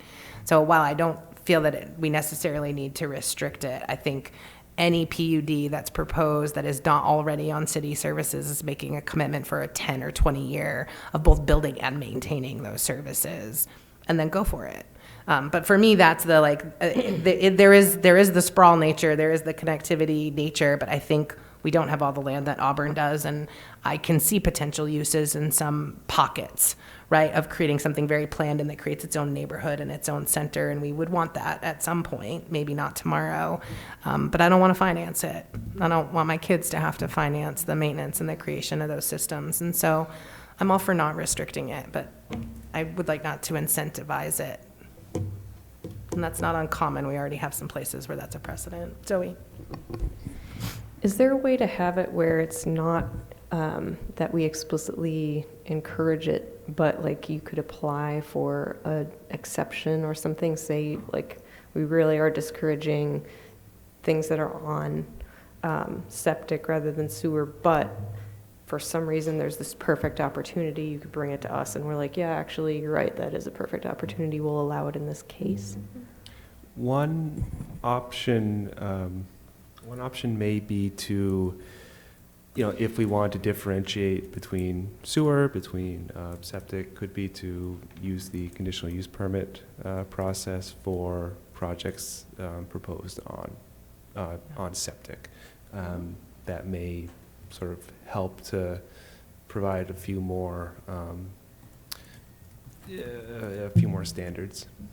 Just to clarify, I would be for that with the restriction, like that the standard is you'll have to pay for your own services to be brought out and to be maintained. And if that was what you were seeking a waiver from, then that would be considered.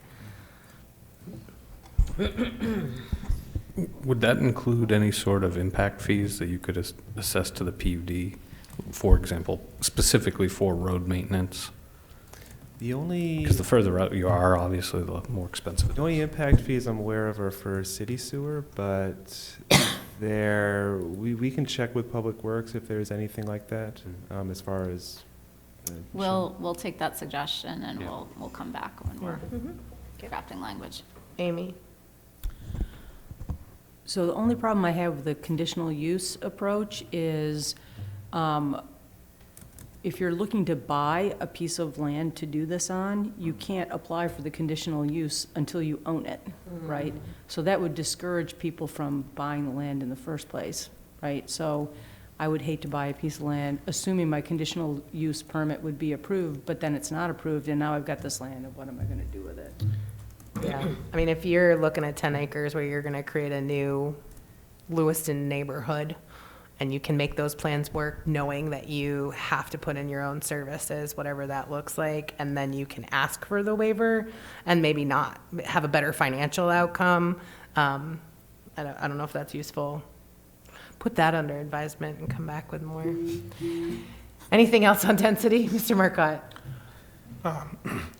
My thinking was, when I suggested the requirement to be on city sewer, is to, as I heard this discussion start to kind of angle towards maybe a project out on the green Lewiston line.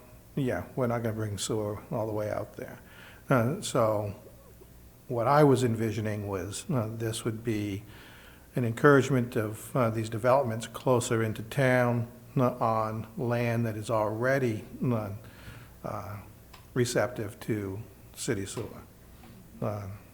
And so when I started hearing the discussion about, nobody said it specifically, but going out, way out on College Street. I said Old Green Road to really poke the bear. Oh, did you? I did. I didn't Yeah. hear it. And yeah, we wouldn't, the discussion we were just having on the LCIP, we really wouldn't want to burden the taxpayers of Lewiston with providing city sewer all the way out to a project. So my envisionment on limiting it to city sewer as opposed to septic is to create the density inside the girth of Current Lewiston. service area. And not out in our Outskirts. farmland or recreational, resource conservation areas. It's my preference too. I just recognize that maybe there's something I can't think of and I don't want to shut the door. I just don't want to pay for them to put it out there. Fun fact, city water does make it almost to the Greentown line out off of College Street. Yeah, it's kind of wild. The industrial park out there, I think, drove that. But Great discussion. We're ready to move to the next bullet. Thanks, Yes. I really That's appreciate okay. that. I'm going to preface number 4. There's a lot of content here, and number 4 is really like 4A through G or something wild like that. And we don't have visuals to support this. And so without asking each of these one by one, because I don't know that that is super useful, I think that just for a second, we'll just ignore everything under the big question, which is what space and bulk requirements can be changed. May I start there and give us a starting point for this discussion, which is, I think any could be looked at for being changed, and that there's nothing off limits, but for me to consider what makes the most sense. I think some of that's going to be in relationship to industrial versus commercial, right? Like, so I think there's that. I think seeing that based on like some visuals around what current standards are. We've done a lot of work with thinking about some of these sub-bullets as it relates to the design district. There was a lot of work done there. We redid the lot setback language, and so it'd be helpful to both see and pull forward what's there. But if yours is like, what can I touch to bring forward? What can I? In my opinion, nothing is off limits if it's done thoughtfully and in alignment with the rest of the recommendations you're hearing. Yeah. One thing that popped into my head reading all of these, of course you looked at Auburn. Would there be any advantage to sort of homogenizing our standards to theirs so that developers in the area sort of know what they're getting into in general? Or like trying to seek greater alignment so that, we're sort of taking the same approach in both communities? Yep. So people are more familiar. It's like Mr. Gatto thinks so, for sure. I would also be curious. I'd like to see better alignment, and I wonder if there is an eye to this is what alignment looks like, and this is what would make us advantageous in whatever way feels very neighborly, but also real. It's like, if we're just going to match it tit for tat, then it gives the Mike Gattos of the world more opportunity to figure out, which is great if we want to use it as an economic development tool, an investment attractor. That I would like to see here's the standard, here's what our neighbors use, and here's what we would find advantageous as it runs down that list. Amy? So I'm curious when Auburn adopted their PUD guidelines and whether anything's been developed yet.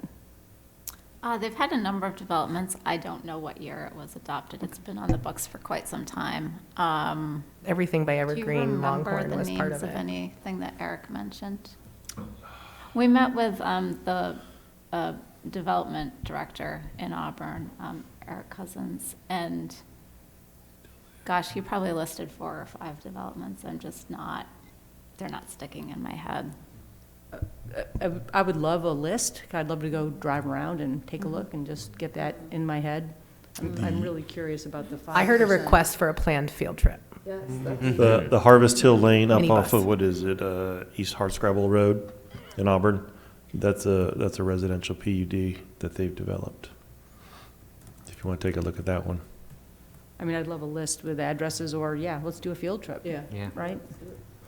Done. Because I'm also curious about the whole idea of a 5% could be commercial. It seems really low to me. It does seem low to me too. I think that might be a future bullet point, I hope. Yeah. I did see one though. Yeah, I don't think that's been utilized much in Auburn. Yeah. Did you have something, Mr. Roy? I'm sorry. No, Okay. thank you, though. Yeah. Does anyone else want to say anything specifically about bulk and use standards that are off limits for consideration? No, it's all right. Okay. Did you have something you wanted to say not about bulk and use standards at all, Zoe? Yeah, just about that 5% thing, maybe it could be 5% or some other amount that makes sense. 5% of a 2-acre lot is pretty tiny. This is number 6, and I'm Okay. excited for your energy to keep moving forward. Let's steam on to number 5. I'm just going to go ahead and name it because it doesn't have a lot of preamble after it, Craig, so I'll pitch in with you.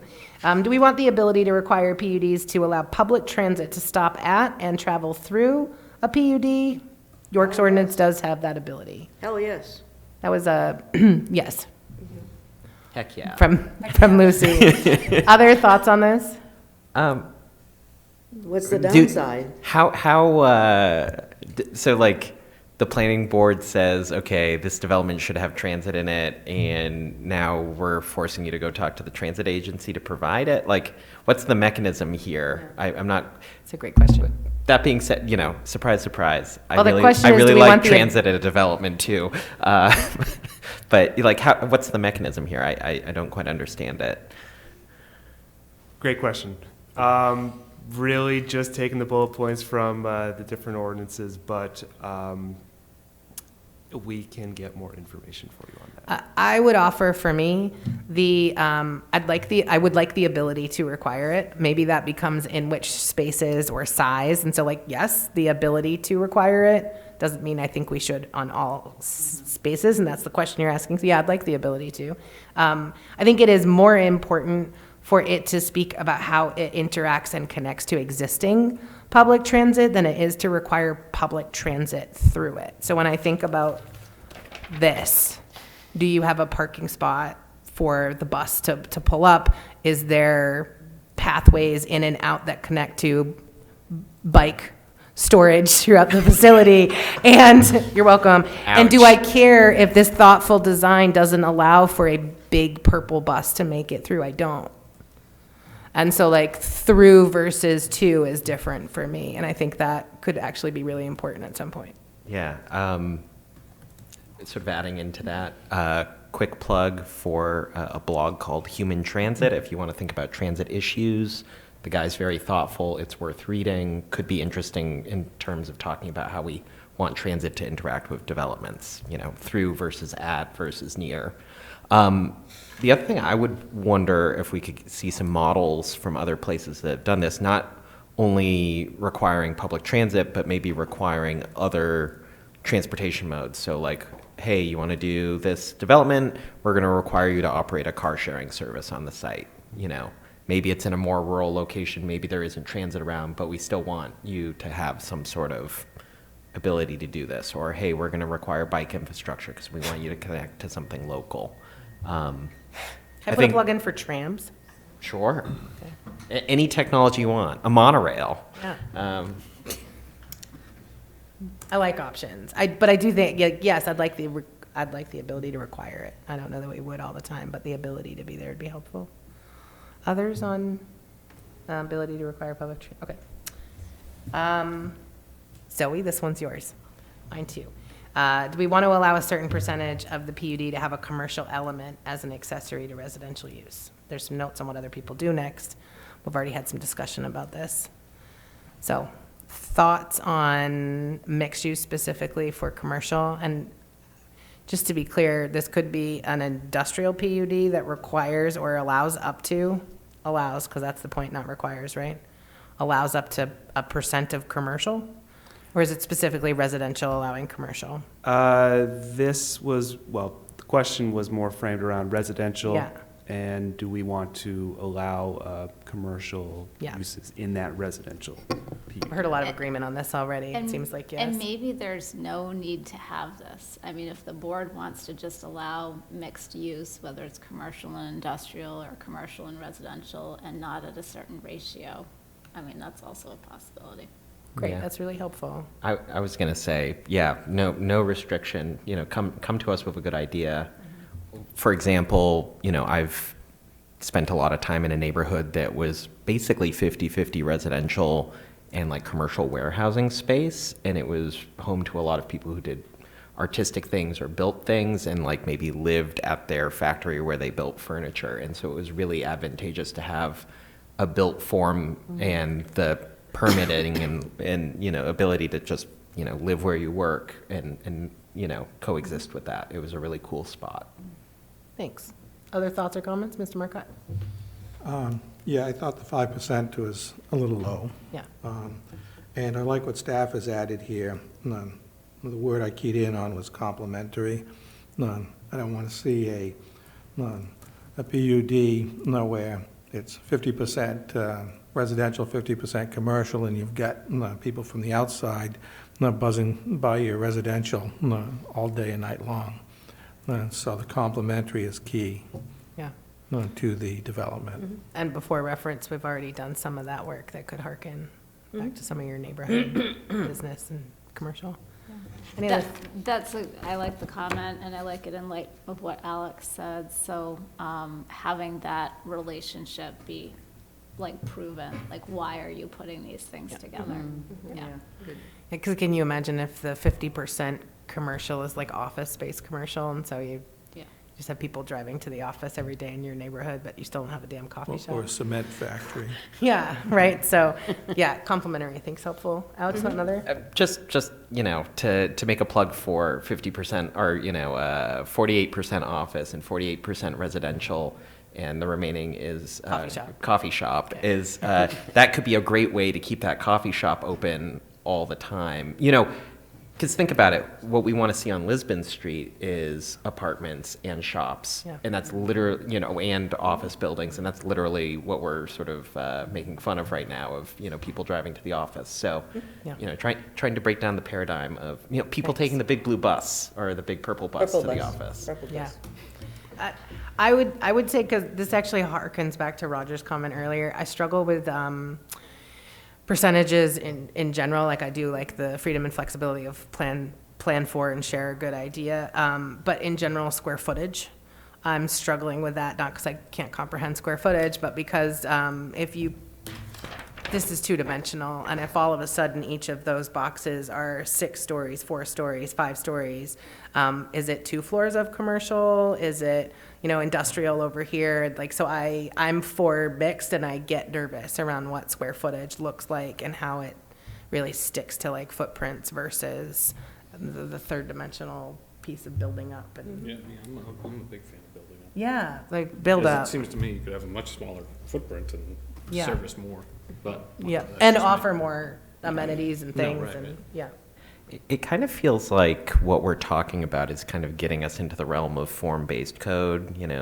This could be a pressure relief valve to get us out of Euclidean zoning and into a space where we're talking more about the relationship of buildings and the feeling of the space, and not so much just like 20 square feet of this and da-da-da of that and percentage of this, and allowing people to do more interesting, flexible development. So just wanted to name that. And that we have taken some great steps. There is precedent in that direction because so much of our design district is about that. So for anyone listening at home, we're not as draconian as you think. We've already made some progress. Oh, More to yes. be I made. wasn't going to say it in a draconian way. I mean, form-based code is very, I think, at least last time I checked, fairly unusual in the U.S. It's less common here, right? It's becoming more common. Doesn't Auburn And there's have a some? lot of, Auburn does, yeah, there's a number of communities in Maine now. And I would say that our design standards are Blend. a stripped down version of a form-based code. It has form-based code elements in it, and I think a lot of communities are starting to have that kind of, the mixing of traditional zoning with form-based code. But the form-based code usually is more of a downtown setting. It's not more of your rural or suburban. Usually doesn't have a form-based code that really applies well, so. I guess where I was thinking about this is like, could this be a vehicle to allow for us to experiment with form-based code, or not experiment, experience form-based, a more form-based approach, regardless of where it is in the city? This could be a legal mechanism, a way for a developer to do that in any part of the city, so we can start to sort of see how that works, acknowledging the fact that we've already made steps in that direction, but could this be a spot where it isn't hybrid anymore? This is sort of more experimental. Do you feel like you got enough of an answer for us out of our dialogue around 6 for you? I do. What I will say is form-based code usually is geographic specific.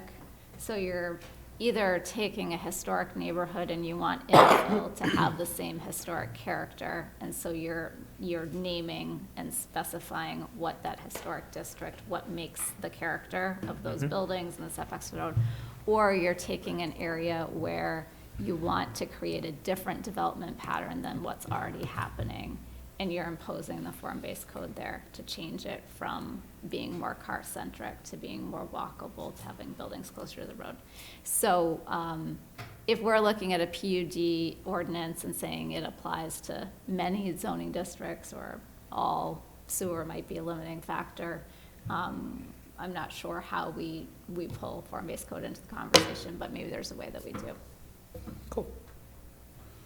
I'm gonna bring us to number 7, and Craig, I'm gonna offer a rephrase of your question, because I don't think you're looking for like 3, 7, 5, but like more like, what does the process look like with engaging with the planning board for a PUD development? Is that what the intent is behind the question?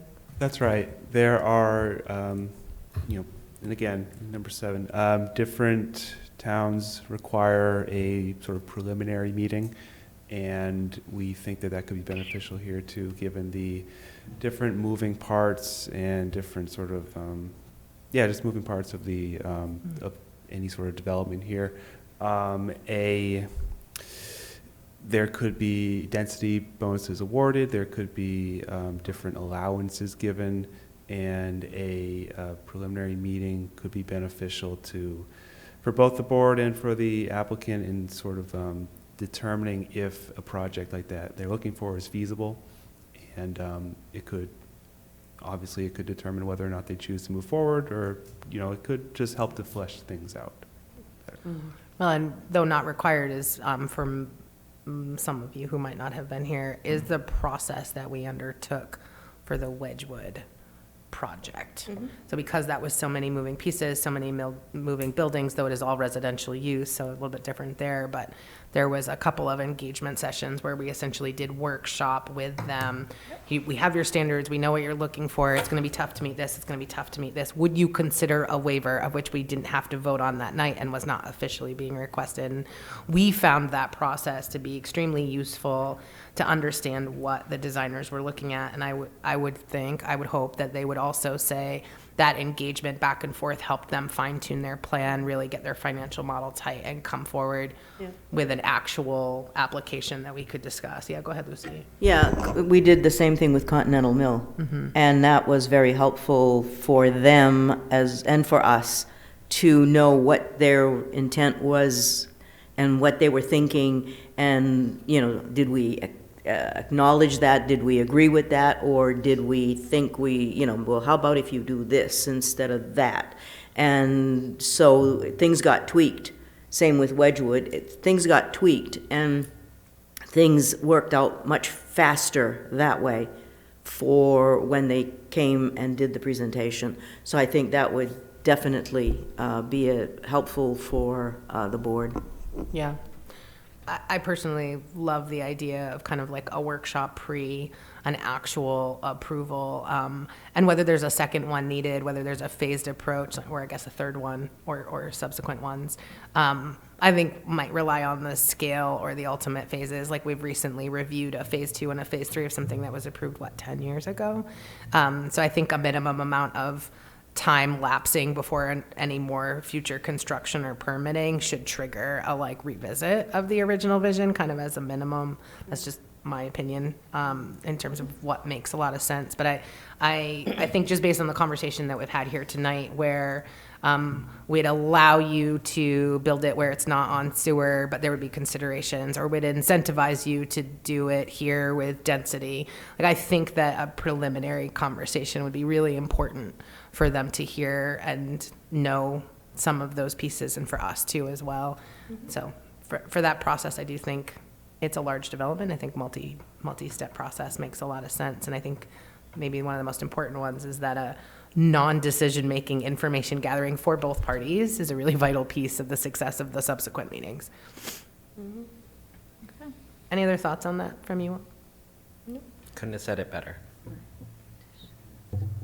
Love those processes. You want to walk us through number 8, Craig? Yes, so what, if any, conditions need to be met in order to qualify for a PUD rather than a standard subdivision or other development? And as we mentioned here, one of our concerns would be this is in many ways, we're granting a variance, from certain space and bulk standards. So, is there a way, some developer might try to see this as a way to get around it? There need to be underlying standards that should be met prior to even beginning the conversation. Thanks, Alex. So I see this form, this PUD form, one of the really big parts of it is the fact that the land is either communally owned or sort of owned by the larger organization that has all of the buildings.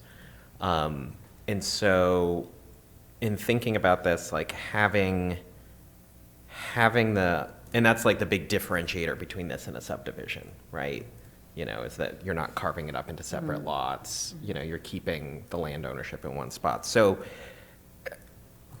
I don't have an exact naming of here's the points, but things that speak to that. So maybe the, shared open space, maybe, I don't know, things of that nature where it, you're using this form to the full advantage, you're not just using it to get around, there's more of a focus on communal space. There's more focused on the fact that it's on shared land.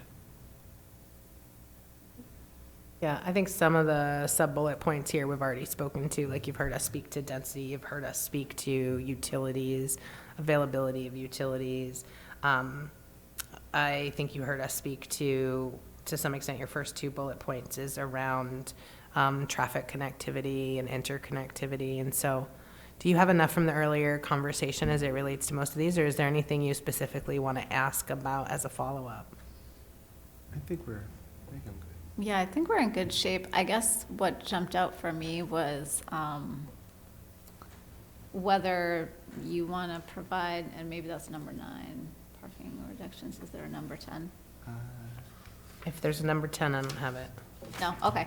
So I guess the thing that jumps out for me that I'm not sure our questions address is things like affordability. So with a residential PUD, do you want to have some requirement that there be some amount of affordable units or, workforce, like the next step up from like the affordable? And if not, just think about whether there are any other sort of incentives or things that you might want to require.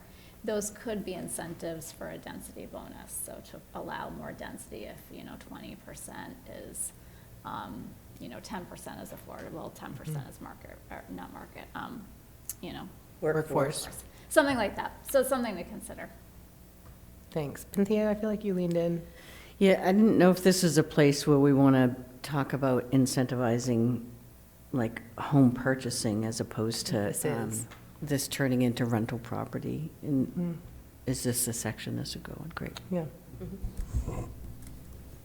you just want to pull forward earlier's comments around that, or did you have something you I wanted? just think that would be great. I'd love to see that happen. Yeah. Yeah, yeah. Others? Yeah. Amy? And even to that point, I'm curious about how these would be taxed. How the property tax would work, the land assessed value versus the structure value. And, for first-time homeowners, it's really great if the taxes are lower, especially if they're sharing the land. So just curious about how that would all work.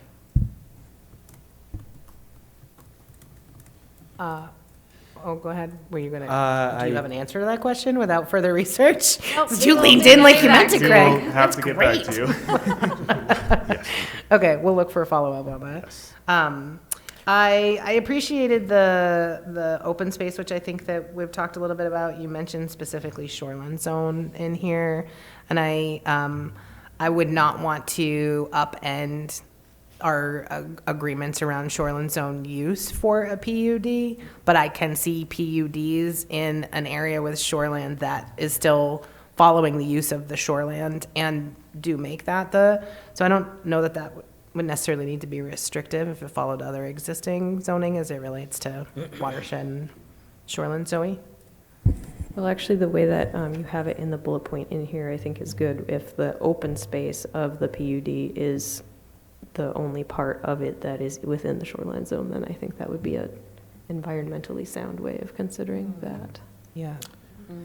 I would add to that when we're talking about incentives, which is a little bit different than requiring for me. So like I would love to see affordability built into any PUD that went into our city. I'm not comfortable requiring it. I would love to see us incentivize it. And so that's 2 different things, and I'd love to see that kind of framework and structure.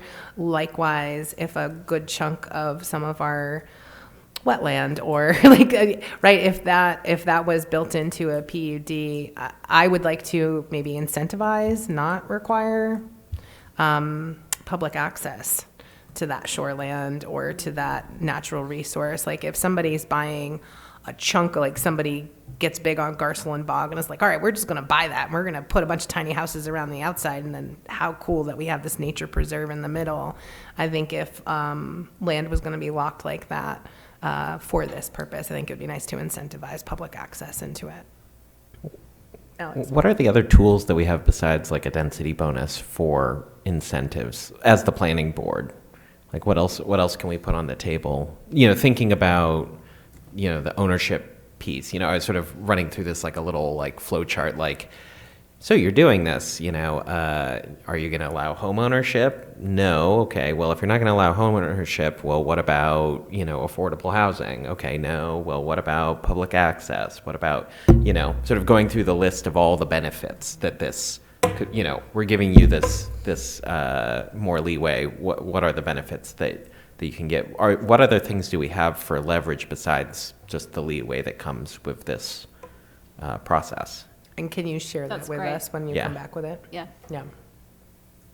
And we can get it all written out and have a chance to review it in advance. Yes. I'm going to move us to number 9, and I'm going to pull the punchline on that, which is, and so it may not be necessary, which I appreciate. So the question around parking reductions, parking considerations, I've heard a lot of willingness to present a good idea and how that's going to work, that use on the property, and I'm curious from my board if that same approach and strategy would be working for parking as well. I see a lot of nods. Like if you figure out how to have a green, no parking, whatever, and you want to explain to us how that's working, because you've got 3 car share programs and some bike opportunities, and it's on the bus route, then like let us see it, I guess. Right, like we're all for creativity, but you're gonna have to prove it, that it makes sense, that you've thought it through. Yep. Unless I'm missing a piece of paper, I do believe number 9 was the last one. Can you verify that for me? Because now you've got me nervous. That's the only one that I have. Okay, Yeah, good. that's all that's in Everybody the ends email on number packet. 9. That's wonderful. Anything else from staff on this item? Did you get what you needed from us? That's wonderful. I'm gonna, no, I'm Well, not. One quick, so if we could get a list of places in Auburn that have gone through this, or, places around the state even, I do travel around. I think it would be, if the folks you've already talked to about this, to get ideas from them, if you could get lists of properties, so if we're in York, we could go take a look.